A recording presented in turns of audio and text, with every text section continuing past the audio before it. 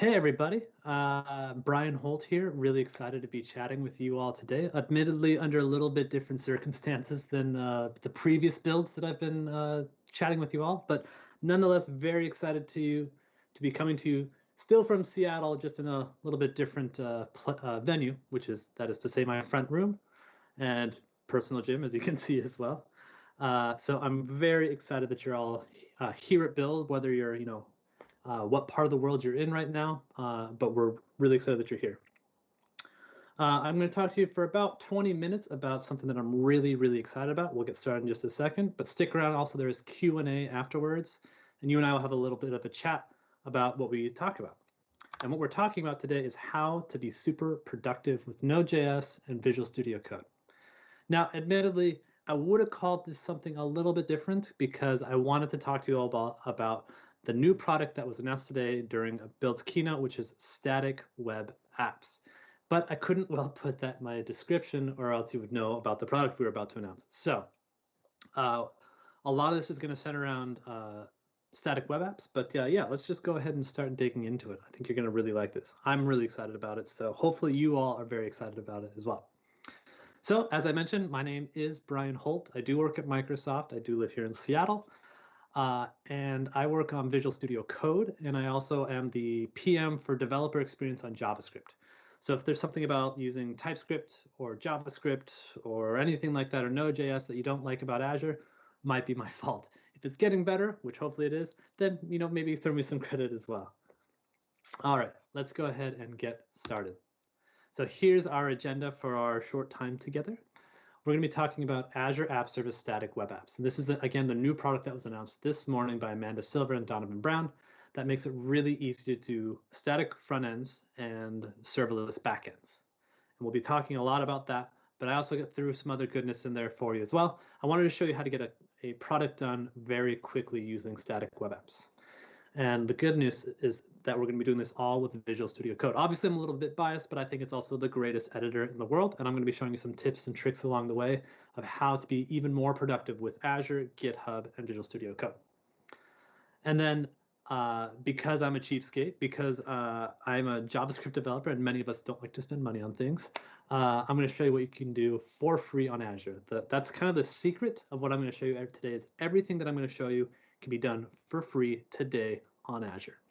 And then we're going to be doing some demos. Probably most of the time actually is going to be spent doing demos. All right. So hopefully as you're excited as I am, maybe as caffeinated, I don't know, we'll see. So static web apps. Again, new product. The idea here is that you have a static front end. So when I say static front end, I mean like a front end application. So something like a React.js or Angular or Vue or Svelte or Ember or Aurelia or one of those kind of front ends built already. And then you're going to be talking to some sort of API in the backend that's going to be powered by serverless Azure functions. So that's kind of like this modern new architecture. Some people can refer to it as Jamstack, but I prefer to just think of it as like you have serverless function APIs that a front end calls. And that's what a static web app is. And we kind of leaned into this pattern to make this really easy to do. So as long as you put things in the correct place, it's just going to work for you. So I put some bullet points in here. This slide here is a little bit dense, but I wanted you to kind of have like an overview of what we wanted to talk about today. So the first thing I want to say is this is in preview. So don't go ahead and launch your production traffic to this yet. We're launching this early because we want your feedback. So after you're done listening to this, I invite you to go out, kick the tires, deploy an application, see what you like, see what you don't like, and let us know. Because that's why we put things in preview. We want to have that conversation with you really early so that when we launch the product in full general availability, you're going to love it. All right. So this is the new way of doing serverless web apps on Azure. It was possible before, just not as easy. So that's when when we say serverless web apps, we mean just a serverless API and a static front end. So this is, again, combines the modern practice of serverless functions with single page applications, and it works really, really well with React, Angular, Vue, Svelte, all of those. It's definitely convention over configuration. So as long as you put things kind of in the right place, we'll manage everything for you. And it makes it really nice because everything ends up being in one repo. So you just put your functions over here, you put your static web app over here, and everything just kind of fits together. So you don't have to manage anything. You don't have to deploy your functions individually or anything like that. We'll just handle all of that for you. And it saves a bunch of time. Believe me, it's just really easy. And it's all very GitHub forward as well. So it's GitHub first, it's powered by GitHub Actions, it has continuous deployment, continuous integration out of the box. So this is way better than right-click deploy. Just by using this product, you automatically have a CI/CD pipeline, which is awesome. Another thing that's really big here is it's globally distributed by default. And so you don't have to deploy multi-regions, you don't have to do anything like that. As long as you're deploying to Azure Static Web Apps, we're going to make it, you have a global presence by default. So you'll have multiple points of presence across the entire world, and it just works like that. You don't have to do anything extra to get that. And the last bullet point down there is kind of like the killer feature there is that you get per pull request environments out of the box for free. So when you're working with your colleague on something and you open a pull request, it's automatically going to spin up a new staging environment that your colleague can go and kick the tires on your little staging environment to see if everything works. I'm going to show you how this works, but it's just magical. It really helps that your colleagues don't have to pull down the application, take a look at it, and then spin it up themselves and have the environment. You can actually just have like your designer and say, hey, can look at this temporary environment. Does this work? Great. Merge the pull request and everything just works. So that's kind of like a whirlwind tour of what static web apps are. And hopefully, again, you're excited about it. I definitely am. So yeah, I built a demo of this for you, and we'll get that in just a second, but I wanted to get the slides out of the way first so that we can just spend the rest of the time doing it in the demo. So because it's Microsoft, because Microsoft is the purveyor of your favorite editor, hopefully, we obviously shipped an extension for this, which is available today. And that is the Visual Studio Code extension for static web apps. And it allows you to easily add new functions and easily deploy new applications and manage your environments. Makes all that stuff really easy. And like, don't worry, we have more features coming by the day. This is, again, just kind of, we want to get this out and working for you, and then we're going to keep iterating to make things even better. So it allows easily the creation of new function apps. It allows you to add new projects to it, and allows you to create CI/CD pipelines directly from VS Code. You never have to even go to the portal or the CLI. And like, spoiler alert for the demo I'm about to show you, I never did. I did everything from Visual Studio Code. A little biased, but I think it's the best. And nothing about the stuff I'm going to show you today about Cosmos DB, another one of my favorite Microsoft products, is new, but it all is really great. And I'm going to be showing off the new free tier of Cosmos DB. So if you're going to be deploying Azure functions, the best thing to pair with that is Cosmos DB, because they're both free. They both work really well together, and they can both scale to be massive sizes. So that's exciting. I'll be showing that to you as well. And last but not least, again, being cheap, I want to show you what you can do for free today on Azure. So we're going to be talking about static web apps. We're going to be talking about functions in Cosmos DB. But I just want you to be aware, you can build a pretty robust, great application that functions with some level of production traffic. And if you structure it correctly and go forward with like that, you can do everything here for free. So static web apps, app service you can get for free. There's a lot of AI stuff that we have for free today. Active Directory, Event Grid, Notifications Hub, and that's just like a sampling of everything that is you can get for free today on Azure for a perpetual free tier. This isn't some sort of like free credit that we give you. It's a for free forever tier. Cool. So I'm going to be showing this application called GitHub Status. It's a pretty simple Twitter-esque application which allows you to post really quick, short updates, and it's going to be tied to your GitHub ID. Now, something I haven't mentioned yet, which is really cool about static web apps, is you actually get a authentication. So authentication and authorization system for free out of the box, and you don't even have to turn it on. It's just always on. So as long as you just call the right endpoints, you have a built-in auth system as well. And I'm going to be showing you a little bit about that as well. So it's a create React app at front end. I'm a React dev. I have been for a long time, but this would work with any framework. Cosmos DB database, it's globally distributed, it has CI/CD, and it is hosted on GitHub.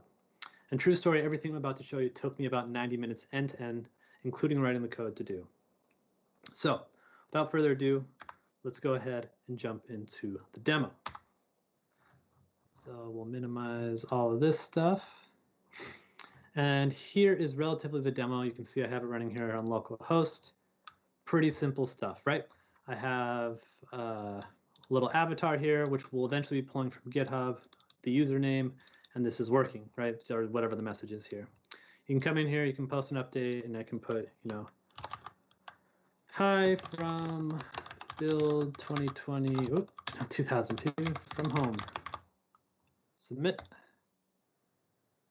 You can see here, shows up right there. So nothing too complicated here, but I want to show you how static web apps made this extremely easy and very possible to do. So let's pop over to my Visual Studio Code, okay? And I'm going to give you a little bit of a tour of our code here. So you can see Node.js project, package.json here, just using some Create React app here. This, if you've ever done Create React app, this should feel very, very familiar to you. Here in the source directory, you can see just a normal app.js, which is a React application. It's pulling in React Router, which is one of my favorite projects on GitHub. And it has a couple feeds here for the feed, all that kind of, you know, good stuff going for it. So pretty easy stuff. And that's just the front end. But notice I have this directory here called API. And if you've ever done an Azure Functions project, this should look very familiar to you in that it's just an Azure Functions project inside of this API directory. So I have a get messages here, I have a post message here, and those are my two serverless endpoints here. In fact, if you want to go look, let's open my, and you can see here I have the front end running on this one, and I have the back end running on this one. If you scroll up here, you can see, if I click on that, this is just my serverless endpoint returning here. So that's already something really cool about static web apps that I want to show it to you is I haven't set up this project for anything with Azure. You can see here I have no configuration file, nothing like that. I just created a Create React application and a serverless backend, and from there Azure will conform to your project. We do not force you to conform to Azure, which to me is really important as a Node.js developer. I want to be portable. I want to be all those kind of good things. So that's where we're at. Now I want to add a new function to my project because I don't want this to just be, some generic icon. I want this to actually be my GitHub avatar. So what I'm going to do is I'm going to go over here to the extensions, and I'm going to show you just here that I have a static web apps extension here. Let's minimize that. This is what I want you to install today to go ahead and go kick the tires on the static web apps product here. So I've installed this, and that will give me this Azure side pane here. And you can see here I have the static web apps pane over here. So what I'm going to do is I'm going to click this plus lightning bolt, and I want you to pay attention because this goes really fast, right? So I'm going to click that. It's going to pop up as like, what do you want to call it? And this is the only thing I have to configure here. I'm going to call it GitHub avatar. That's it. Now I have a new function created here, scaffolded out for me inside of my API directory. And again, I didn't have to configure anything. It just kind of feels like, oh, I know where that's going. I'm going to put it there for you. Super easy. Now I have here on my clipboard the code I want to write. It's nothing too complicated. I just want to make you sit here and listen to my very clicky keyboard. All it does is it makes a GraphQL request to the GitHub API, does some authorization, requests it, and then it returns that back to the user for the user's avatar. Something I want to call out here, though, is I have this get user info function that I've created here, and I'm going to show you to it. It's pretty simple. In local dev here, it's just going to return my credentials for you. But if it's in production, it's going to refer to this XMS client principal. This is something that just works for you out of the box. And I'll let you read the documentation on it, but the authorization authentication system is super simple, but it's pretty robust. It's going to cover most of your use cases. So go ahead and check that out. Again, it's enabled already by default for free. All right, so I'm going to click Save here. And now if I refresh the page, actually I probably have to restart my functions here. So again, this will just start up here. It'll take a second. You'll see here that I have my new function running. If I refresh the page here, you can see that beautiful face showing up right there. Hi again. All right. So there we go. We added a new thing here. This is all reading and writing from Cosmos DB. In fact, I'll just show you super quick here because I want to make sure we have time for questions for y'all. You can see here, I actually can just read and write using the Cosmos DB extension, which I installed the same way over there. So you can see, actually, let's just go ahead and refresh. So you can see, I can actually read and write the documents directly from Cosmos DB, directly from the extension here as well. So if I click on this one, hi again, this is one I just wrote. So if I say hi again, and we'll put this from Cosmos DB and save that, you can see that I actually uploaded this right away. If I refresh the page, you can see here, I actually edited it directly. Now, don't do that with your production traffic. That's not what I'm telling you to do at all. Don't tell your boss that I told you to do that. But I'm just showing you it's really easy to have this kind of short iteration cycle. You can see this is what I wrote, this is what I wanted to write, and you can do it all directly from VS Code, never hitting the portal. It's really great. All right, so I want to deploy this now. If I go over to here, you can see I have a GitHub repo, and it's just pretty basic here. What I'm going to do is I'm going to go over here to the Azure extension. I'm going to click this plus here because I want to create a new deployment of this. And we're going to call this brholt build 2020 for GH for GitHub. Okay. I'm going to go from the master branch. It already knows where it's going because I have a git remote set up. And the app is in /. It's going to be in the root directory. The API is an API. And I'm going to pull it from the build directory. That's where create React app builds. And it's going to go from West US 2. There you go. You can see that it's creating. And it's really pretty quick again. So if I click show actions, this is going to pop me into my GitHub repo. And it's going to show me, hey, we already kicked off your first build for you. So we created a build and we kicked it off for you. So I'm going to click on that. I'm just going to show you the progress here. This will take a second, so I'm not going to make you all sit through it.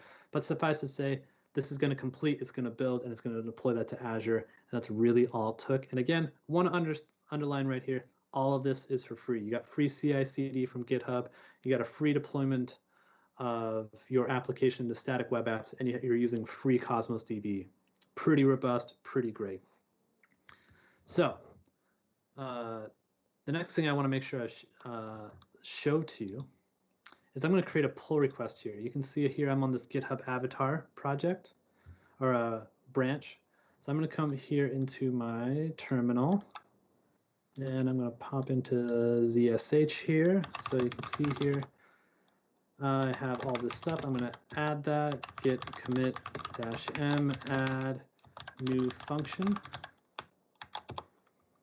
And I'm going to git push origin gh avatar.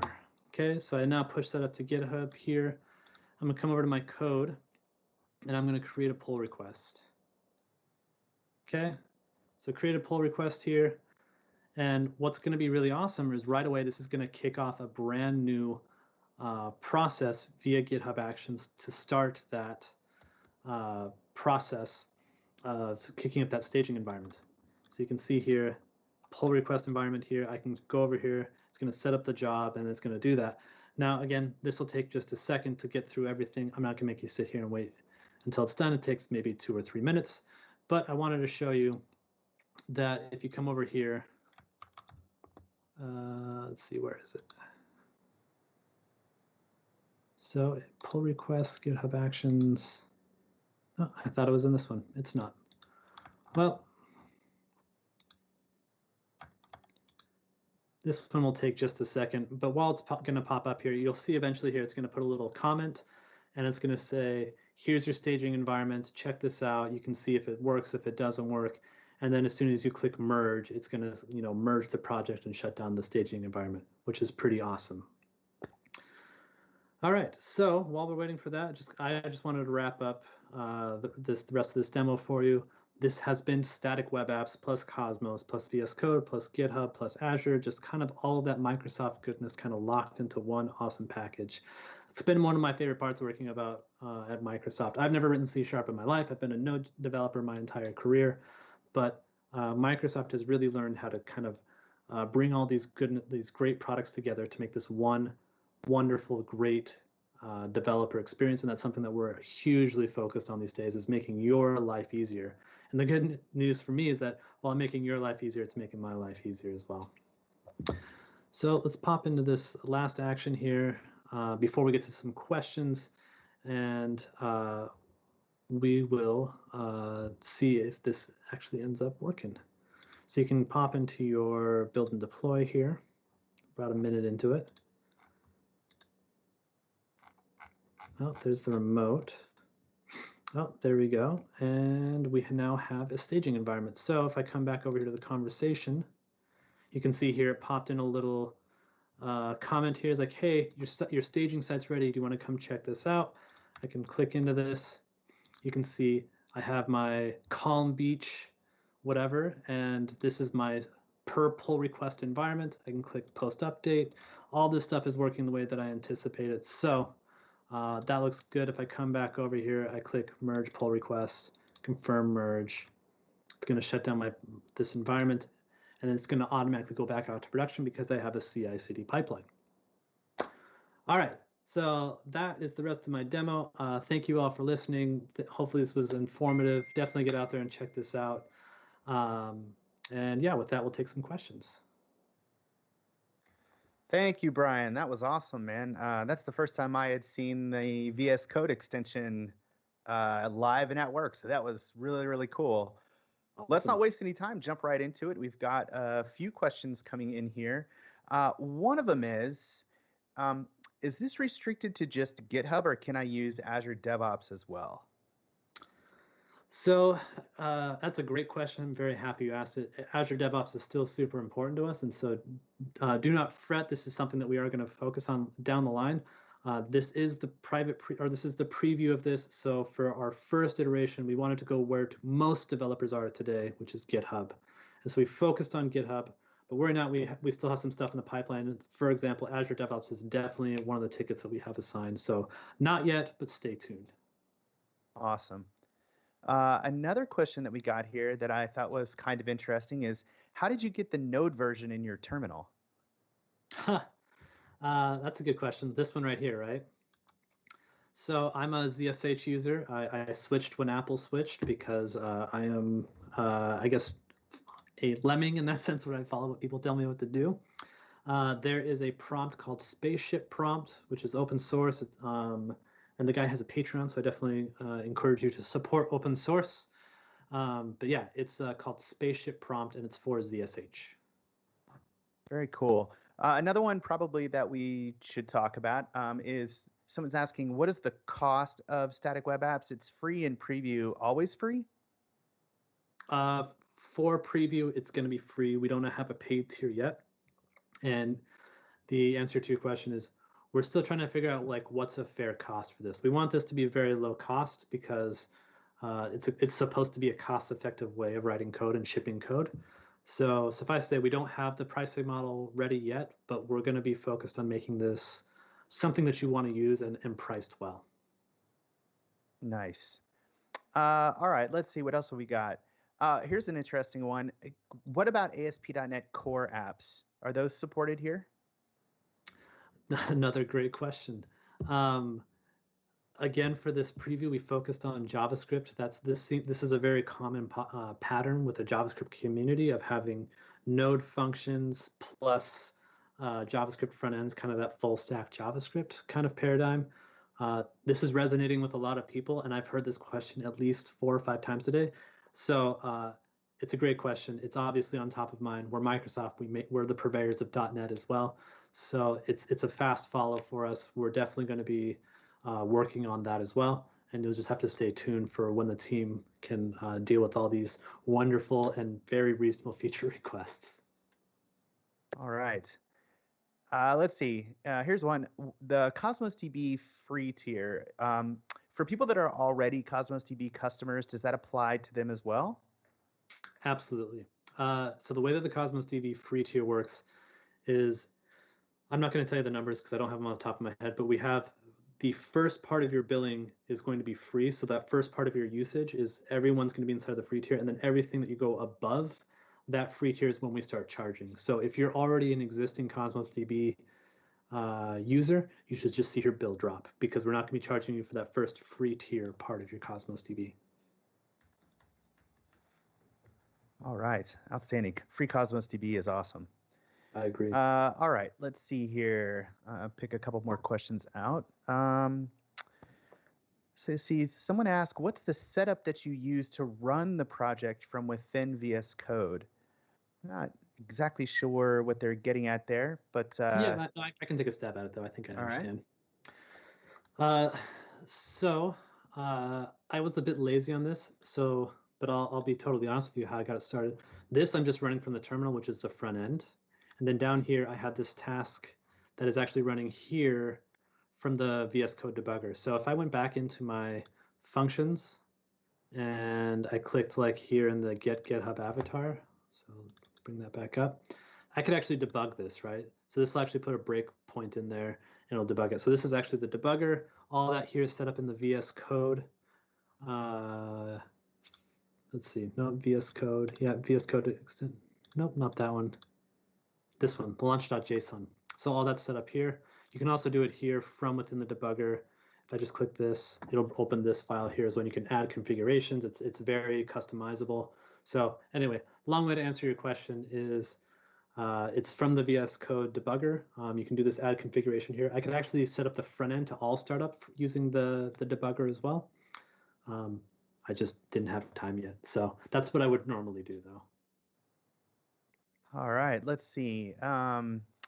Show H is asking about CDN. This is a great question. Can I connect this with a CDN? Do they need a CDN? The answer is it will work with CDN for sure. Do you need it? Probably not. Because it's globally distributed by default, we're kind of taking care of what you would normally need a CDN for, which is global distribution. And in particular, this is free, whereas CDN is not always totally free. So what I'm going to say for this is, for most people playing around with static web apps, you're not going to need CDN up front. However, totally compatible with it. It would definitely work with it. So that option is still totally available. This is still Azure, so everything plugs in really nice together. It'll work with CDN. It'll work with Front Door. It'll work with all those other products that you know, use, and love already. Another interesting question here from Manahar, I hope I said your name correctly there, who asks, is this only the APIs, are they only accessible to users while you're in a company network, or could you have a static web app that made a call to an on-prem service? That's a great question. So the answer is this is all being done over HTTP. So the answer is totally. I think the way that you probably would do that, and there's an infinite myriad way of doing this. The two products I would look at if I was going to do that myself is probably the best one would be API management, which would allow you to kind of configure your static web app to like live side by side with other API things. And then you could have all of the routing done through APIM that would route to your on-premise stuff. You could also do that through Front Door as well. Front Door has a lot of that same capabilities. It's more globally distributed. It runs through the same CDN network. So it kind of depends on your needs and your wants in that kind of case. Yeah, I mean, the world's your oyster. There's a lot of different tools in Azure. You could do a virtual private network and kind of do some other stuff like that. So answer is yes. It just depends on how you want to do it. All right. And then another question. This is not a joke, man. And I swear I didn't ask this question. Sure. Somebody said, important question, is that a Peloton bike in the back? I promise this is not me asking this question. It's a GitHub bike. Can you not see the GitHub logo on it? I'm not sure if I can legally answer that question. So it's an exercise bike that has a nice screen on it where the nice person yells at me to get my butt in gear. So that's how I'm staying sane during quarantine. That's a good question. Yeah, it was a great question. I've commented on it many times myself. Yeah. All right, let's have, there are a couple more here, but still most of them again are around pricing. People are really just want to know, hey, when is this generally available? At what point does it start costing me money? I understand and share your concerns as well. We're definitely going to figure it out. I think the answer is we're going to have to figure it out sooner rather than later. There's been a big response and people are really into this idea. So I think we're going to be working pretty hard on it.